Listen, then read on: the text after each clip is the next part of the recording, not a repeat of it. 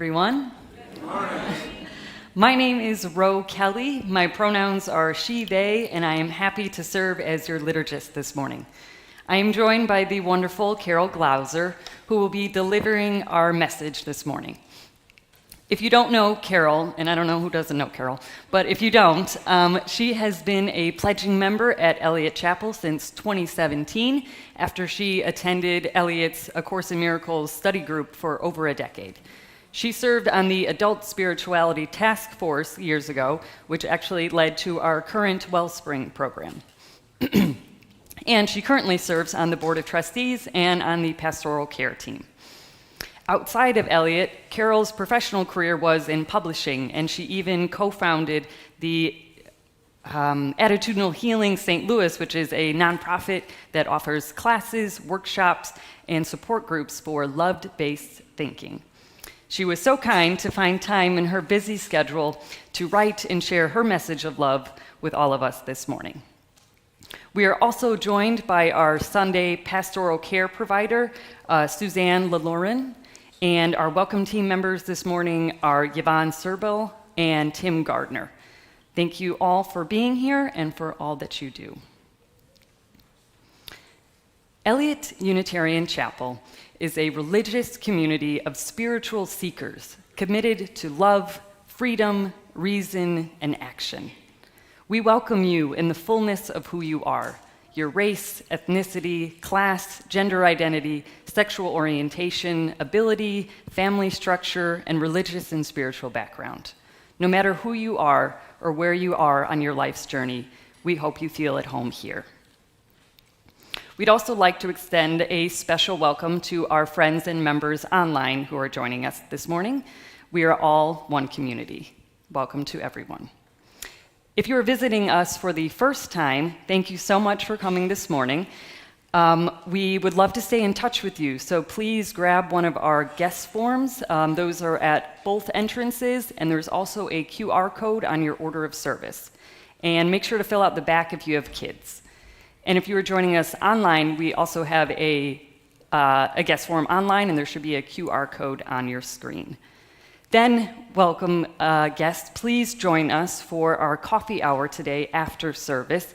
You can follow the crowd that way and to the left to Adams Hall. And when you get there, please make sure to grab a blue coffee mug so that we know that you are new and we can welcome you personally. And if you are visiting us online, we have an online coffee hour that starts at 1 p.m. The flaming chalice is the symbol of Unitarian Universalism. We light a chalice when we meet to signify that we are entering sacred space together. Our chalice lighting words this morning come to us from Reverend Lee Kinvey, a UU Reverend from Massachusetts. This chalice is for the living, for the changing, the becoming. This chalice is for losing the script of your life, the chapters about who you are in other people's stories. This chalice is for the lost GPS that was supposed to show you how to get where they expected you to go. This chalice is for skipping the directions, coloring outside the lines, painting not by number, but by silence, by wild abandon, with a brush you made yourself from light deep inside. Please rise in body or in spirit for our opening hymn, number 1074, Turn the World Around.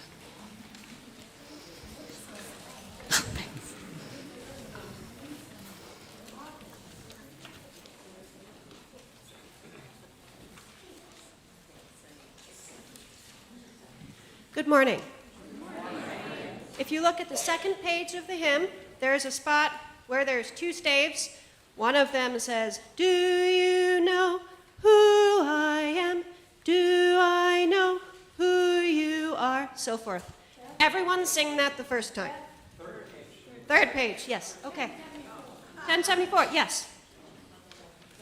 The second time, everybody go down to the second stave. Do you know who I am? Do you know who you are? Yes, turn the world around, Carol Jo.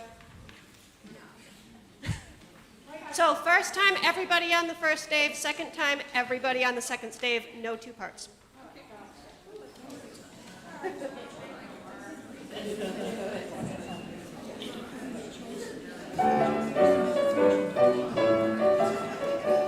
We come from the fire, living in the fire. Go back to the fire, turn the world around. We come from the water, living in the water. Go back to the water, turn the world around. We come from the mountain, living on the mountain. Go back to the mountain, turn the world around. Whoa, so is life. Oh, so is life. Whoa, so is life. Oh, so is life. Do you know who I am? Do I know who you are? See we one another clearly. Do we know who we are? Do you know who I am? Do I know who you are? See we one another clearly. Do we know who we are? Do I know who I am? Do I know who you are? See we one another clearly. Do we know who we are? Whoa, so is life about you all. So is life. Whoa, so is life about you all. So is life. Water make the river, river wash the mountain. Fire make the sunlight turn the world around. Heart is of the river, body is the mountain. Spirit is the sunlight, turn the world around. We are of the Spirit, truly of the Spirit. Only can the Spirit turn the world around. Whoa, so is life about you all. Ha, so is life. Whoa, so is life about you all. So is life. Whoa, so is life about you all. Ha, so is life. Whoa, so is life about you all. Ha, so is life.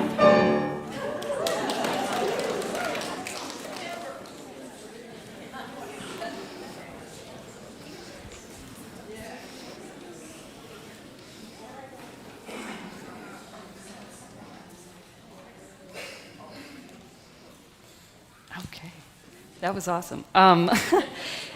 In Unitarian Universalism, covenants are the shared promises that we make with each other for how we want to be with each other. Please join me in reading our congregational covenant printed in your order of service. As a free congregation, we promise to one another our mutual trust and support. To create beloved community, we promise to be kinder to each other than we have to be, to listen fully to each other with an open heart, to responsibly and find ways to improve our church for all members and friends. So now is the time for the wisdom story, or the story for all ages. And our friend Carole recently had knee surgery, so I'm going to be reading over here. So if any kids or any kids at heart would like to come up and get a closer look, there's really beautiful pictures in today's story. So.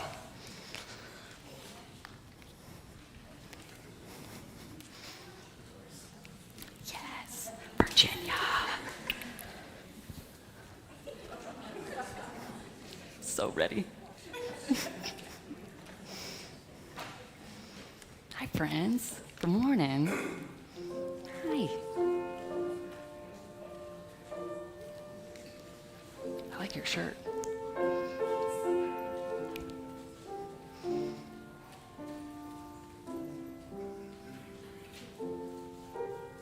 Got some more room over here, too. Yeah. Hi. Thanks for coming, everybody. Okay. So this morning's story is called Maybe. Okay? And it says, a story about the endless potential in all of us. And this was written by Kobe Yamada, but the pictures were done by Gabriella Baroche. Cool name. Yeah. You do? Awesome, Virginia. Thank you. Okay, maybe. And there's going to be this little pig is actually going to be on every page. See if you can find him, okay? Have you ever wondered, why are you here? You are the only you there has ever been or ever will be. You have so much to offer. Maybe you will invent something that no one has ever seen before. Maybe you will build things that reach high into the sky.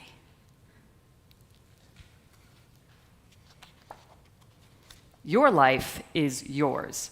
Try as many things as you can try. See as much as you can see.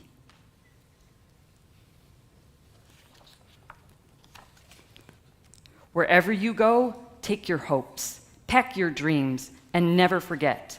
It is on journeys that discoveries are made. See over there too. Maybe you will help others to see the beauty in each day. Or maybe you will lift cheering crowds onto their feet.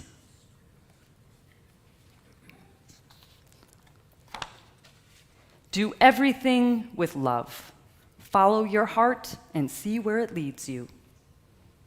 She's walking right into a book.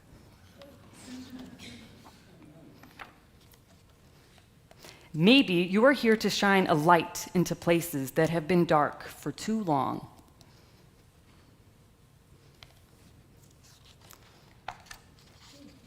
Maybe you will speak up for those who can't speak for themselves. See that giant polar bear?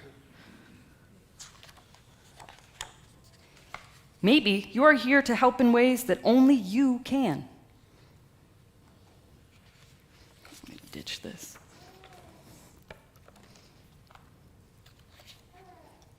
There will be struggles, there will be fears, and you might make a mess of things. You may fall down. You may fail.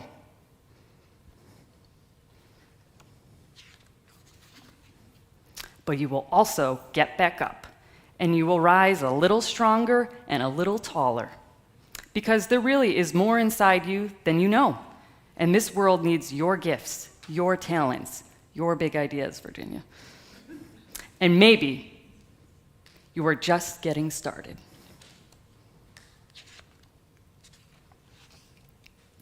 What if you are only scratching the surface of what you can do and can be?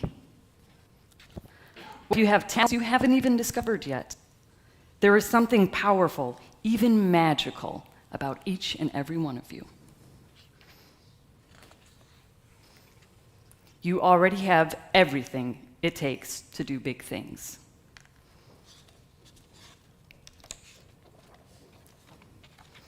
Maybe you have no idea just how good you really can be, and maybe you don't know how much you matter, but maybe, just maybe, the world has been waiting centuries for someone exactly like you.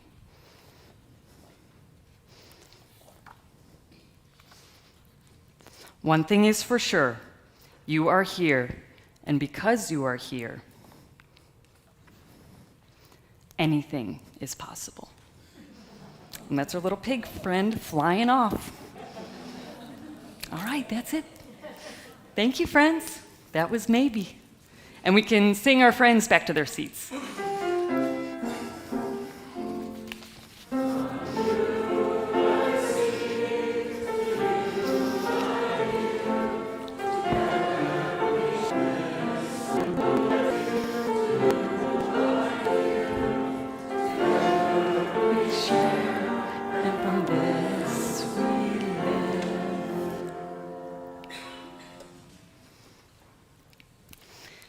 Our prayer this morning is an excerpt of a poem by David White called What to Remember When Waking.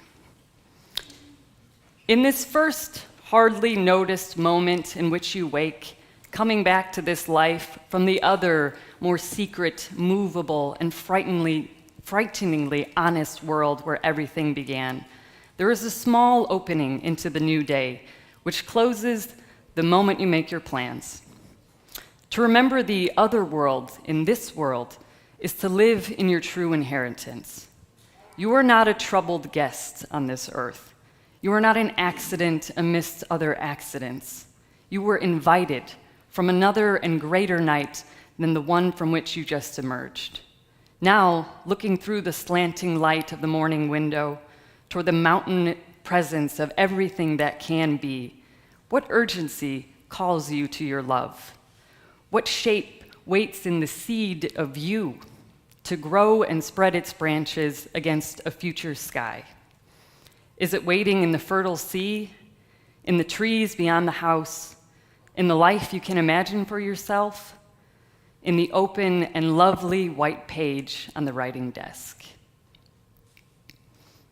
Let us now enter into a time of silence for the prayers and meditations of our own hearts.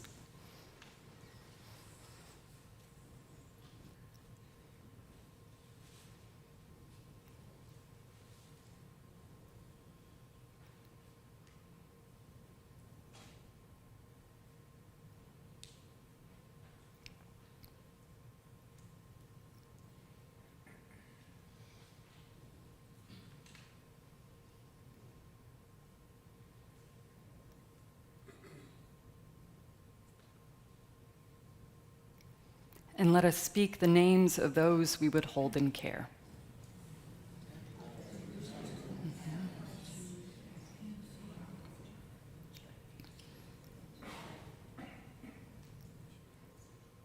Amen, and blessed be. Please remain seated for hymn 20.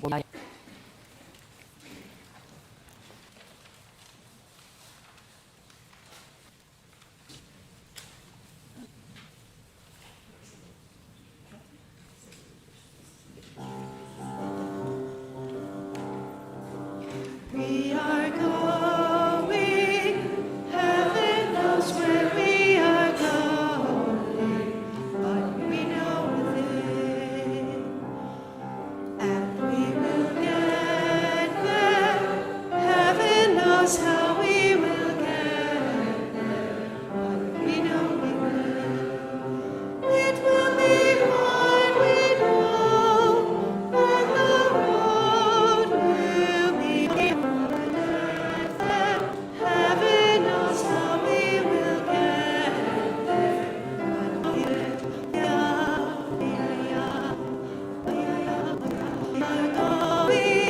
Heaven knows where we are going, but we know within, and we will get there. Heaven knows how we will get there, but we know we will. Why-ya-ya, why-ya-ya,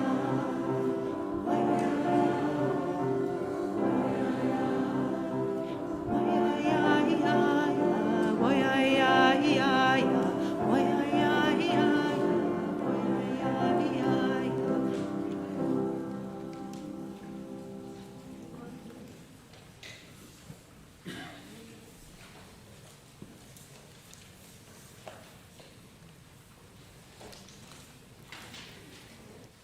Every week at Eliot, we give away half of our offering to an organization in the community that lives our core values. This month, Eliot Chapel will share its bounty with Kappas, the USC's Community Accompaniment Program with Asylum Seekers, Kappas, supports communities of faith as they host and accompany individuals and families seeking safety and legal asylum in the U.S. Kappas has been an invaluable resource for many, but especially for Eliot Chapel's immigration justice team since 2019. Let us be good neighbors. Let us be a generous people.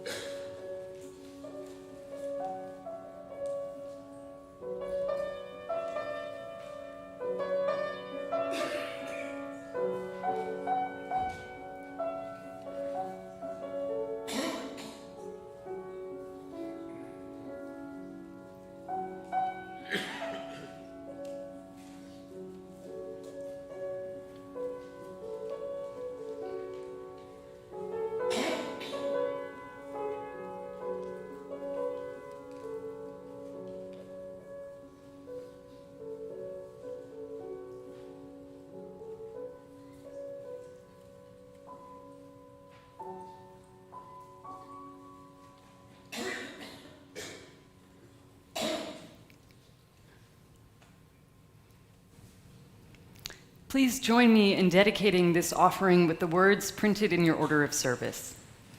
To the work of the church, which is weaving a tapestry of love and action, we dedicate our lives and these our offerings.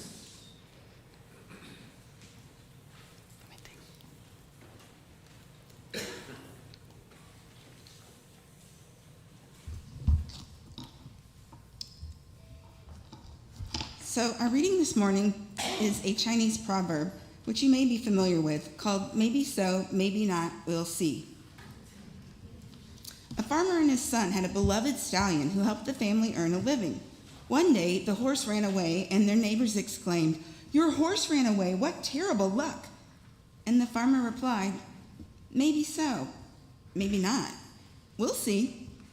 A few days later, the horse returned, leading a few wild mares back to the farm as well. And the neighbors shouted out, "Your horse has returned and brought several horses with him. What great luck!" And the farmer said, "Maybe so, maybe not. We'll see." Later that week, the farmer's son was trying to break one of the mares, and she threw him to the ground, breaking his leg. The villagers cried, "Your son broke his leg, what terrible luck!" And the farmer replied, "Maybe so, maybe not, we'll see." A few weeks later, soldiers from the National Army marched through the town, and they were recruiting all the able-bodied boys for the army, and they did not take the farmer's son, who was still recovering from his injury. And the friends shouted, "Your boy is spared, what tremendous luck!" To which the farmer replied, "Maybe not, maybe so, maybe not, we'll see." The moral of this story is, of course, that no event in and of itself can truly be judged good or bad, lucky or unlucky, fortunate or unfortunate, but that only time will tell the whole story. Additionally, no one really lives long enough to find out the whole story. So it could be considered a great waste of time to judge minor inconvenience as fortunes who invest tons of energy in things that look outstanding on the surface, but may not pay off in the end. The wiser thing, then, is to live a life in moderation, keeping an even temperament as possible, taking all things in stride, whether they originally appear to be good or bad. Life is much more comfortable and comforting if we accept what we're given and make the best of our circumstances, rather than having to pass judgment on things and declare them as good or bad. It would be better to just sit back and say, maybe. It will be interesting to see what happens.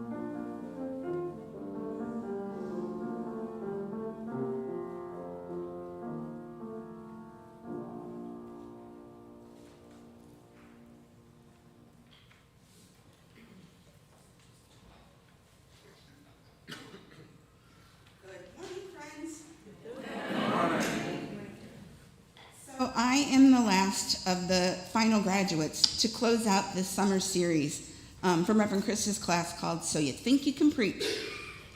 And don't you think the other classmates... No pressure on me, huh? The bar's been set pretty high. I sometimes talk really fast. If I start racing through it, just go like this. Put the brakes on, Carole. I won't be mad. Alrighty then, let's go into an exploration of the unknown. When I was a little kid, my mom, dad, brother, and I took a ride. The fountain was in construction at the time, and that ride opened in 1975. I've ever seen it area. It was a 10-foot sculpted to look like Mary Poppins flying with her umbrella held high. It was fantastic. I was in awe. The landscaping I saw throughout the park made an impression on me that I have not forgotten. I was particularly enchanted with the many flower beds that use bold colors and textures to create the face of a clock, cool geometric patterns, and words like, "Welcome to Disney World." Now let's flash ahead about 20. As I keep pondering what with that little patch of yard, my memories of those flower designs at Disney kept coming in, and I sketched designing out many packets of colored flowers. And then once I had the ground prepared and was ready to plant, I gathered a little basket where I had my design and all the little seed packets.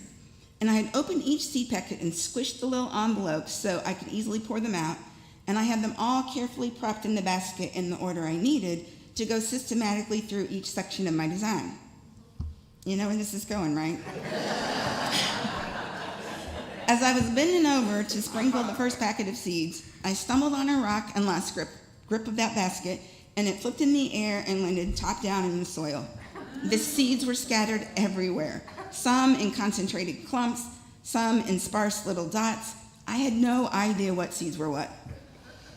After standing there dumbfounded for quite some time, I gruffly took the hand rake and clawed through the clumps to scatter them out a little more evenly. I gave the ground a gesture. More and more as they went by. What was happening outside? It was a garden. Guess I was going to bloom where? And when the flowers started blooming, my heart lit up with joy. The disappointing disaster was revealing itself. Some spots, heavy bursts of color, of all the same flower, and others were scattered mix. It was truly a accidental tapestry, perhaps even more beautiful, fortuitous than I had intended. It's astonishing how many times life will present that lesson, where you hit a roadblock or your plans fall apart. When you finally surrender and you piece it back together, or you pivot or somehow make do, the result can be even more meaningful and spectacular. We live in a splintered world that is often overshadowed with fear and uncertainty. So it's essential for us to cultivate a mindset of maybe and a spirit of openness to possibilities, to growth, to the lessons, however unwelcome they may be sometimes, that can transform us into something more expansive. Okay, it might seem like I'm veering a little off course, but I promise you, if you stick with me, you'll see how it's all related. I'm a little bit of a science geek, and I read a fair amount of popular science articles, like a lay science geek. I don't know, I was bad at science in school, but I love it as an adult. So articles where I learned sometimes, and many cool things was about this fascinating microscopic organism. And they are called deltoid rotifers. They start with a B, but the B is silent. Trips me up all the time. Deltoid rotifers. And they possess incredible resilience, adaptability, and a remarkable capacity to thrive in uncertain environments. They exist in the space of maybe and are an excellent teacher of how we can respond to the uncertainties of life. So rotifers are a type of aquatic animal, essentially little microscopic swimming worms. They possess several extraordinary characteristics. One is their ability to survive extreme conditions, where they can withstand dangerously hot temperatures, and where the water they live in completely evaporates and they totally dry out, kind of like a mummy. And they enter a state where they shrink their bodies and they halt their metabolisms, and then they wait until conditions become favorable again, and then they revive themselves. Among the scientists that study them, they are known for being tough and capable of surviving intense heat, drying, freezing, radiation, starvation, and incredibly low oxygen. Recently, Researchers discovered that they can also persist for at least 24,000 years in the Siberian permafrost, where they survived, thawed out, revived, and then reproduced.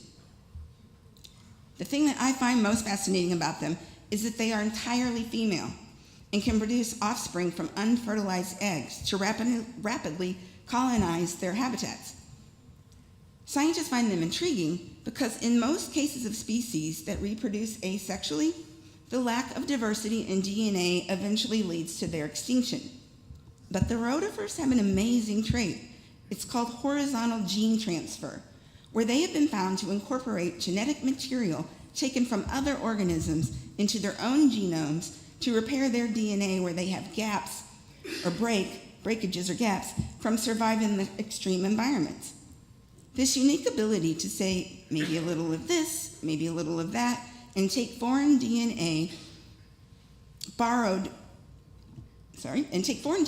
it contributes to their remarkable genetic diversity, and that's why they haven't gone extinct and will probably be around for thousands of years to come. Adapting to hardships by piecing themselves back together with borrowed DNA, it makes them a mysterious role model of bestowing the magic of maybe for their survival. I like to think that the rotifers are performing their version of a Japanese art called kintsugi, or golden repair. You may be familiar with kintsugi, where broken pottery is not discarded or hidden away, but instead repaired with gold, highlighting the cracks and imperfections as part of the object's history and beauty. Rather than concealing the scars of damage, they're celebrated. What was broken becomes something even more precious and unique.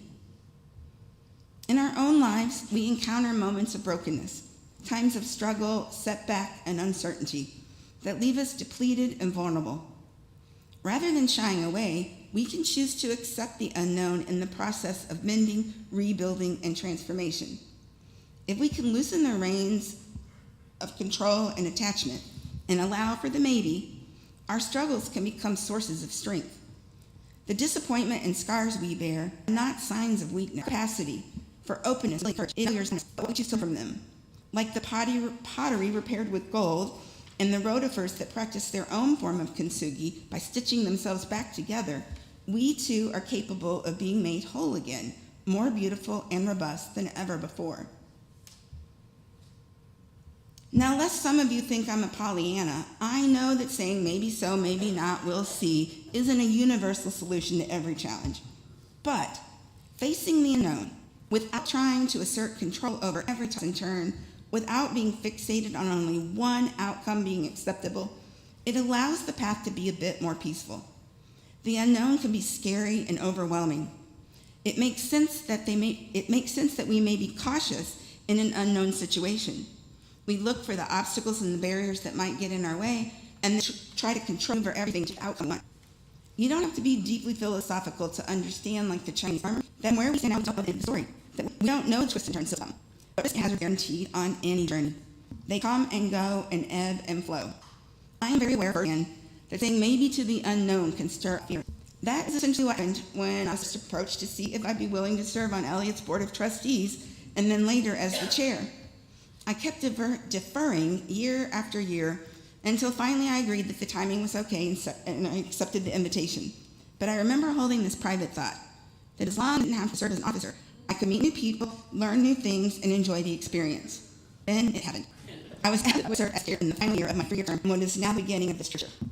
My initial deer-in-the-headlights reaction, I sat in stillness and presence and just through this idea of being on board as chair. And I thought, maybe I can be open to being nudged out of my comfort zone. I knew that this scary possibility could bring a lot of growth.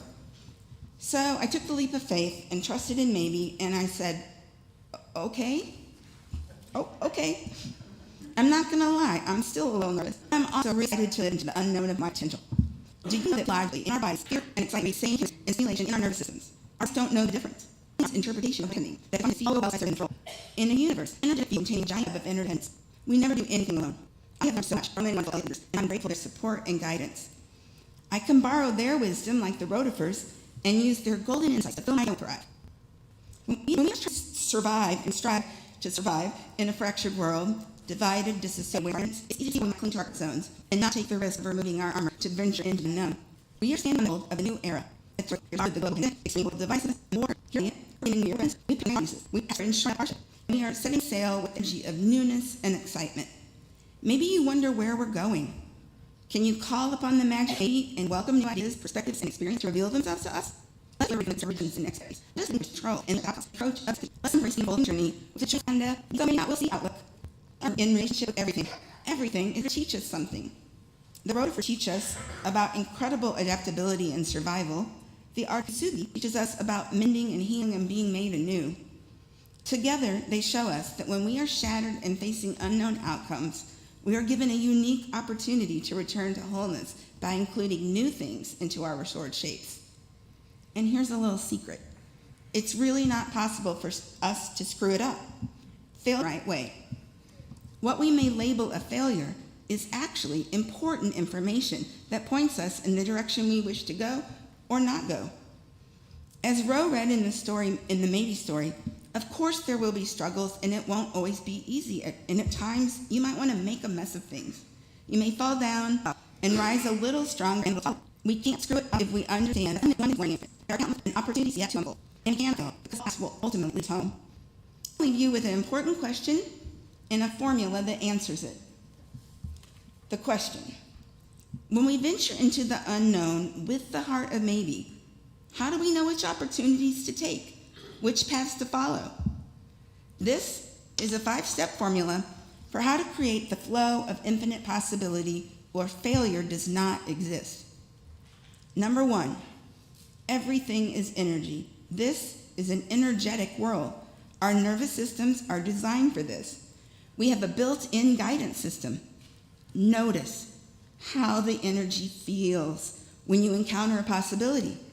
If it doesn't feel like a 10 out of 10, then wait, don't pursue it. Or change your belief system around it until it does feel like a 10. If there's any doubt or hesitation, it's not a 10. Notice and feel the thing that brings you the highest excitement and ignites your passion. Number 2, act on it to the best of your ability and take it as far as you can go. Number 3, do so with no attachments to outcome or insistence that it be a certain way. Staying positive, grateful, and remaining open to maybe, no matter what happens, no matter what outcome. 4, be willing to question your belief systems and root out what is driving any fear-based thoughts or beliefs that are not compatible with who you wish to be. Release all that fear and uncertainty and replace it with love and acceptance. Like our children's story said, do everything with love. Follow your heart and see where it leads you. And number 5, accept each moment as it unfolds exactly like it is without resistance. If you hesitate to accept what is unfolding in your experience, if you argue with reality, you will remove yourself from the flow and delay your experience of love, joy, and peace. So, as we gaze into the vast unknown with an open heart, we are invited to explore new ways of stepping into this new era. Let's hold on to hope, knowing that we can shape the future in ways we couldn't have imagined just a few short years ago. Like our story said, one thing is for sure. You are here, and because you are here, anything is possible. Let's be less reactive and more reflective and open to finding peace in life's inherent unpredictability. Let's greet the promises and the maybes that lie ahead together with excitement, love, and compassion for others and ourselves. Let's practice the magic of maybe and forge a world that reflects the best of who we are, who we have been, and who we aspire to be. Thank you.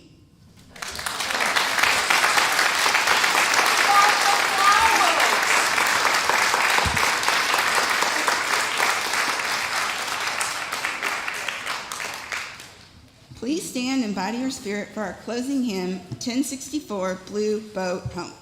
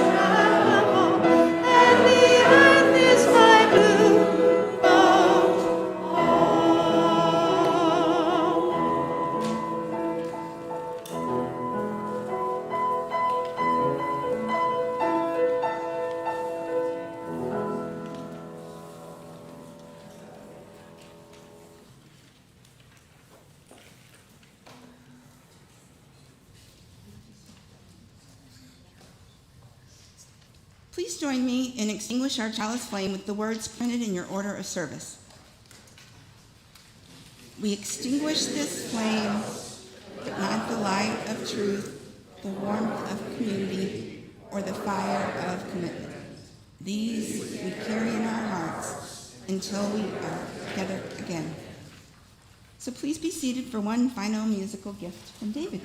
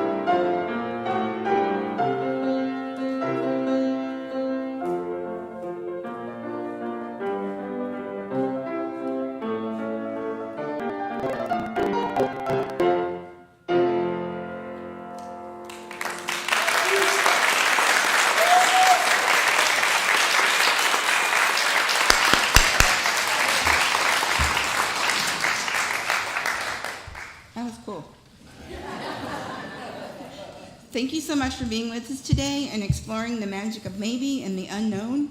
We're going to see you next week at the in-gathering kickoff to our new church year, where we'll go back to having 2 services at 9:45 and 11:15.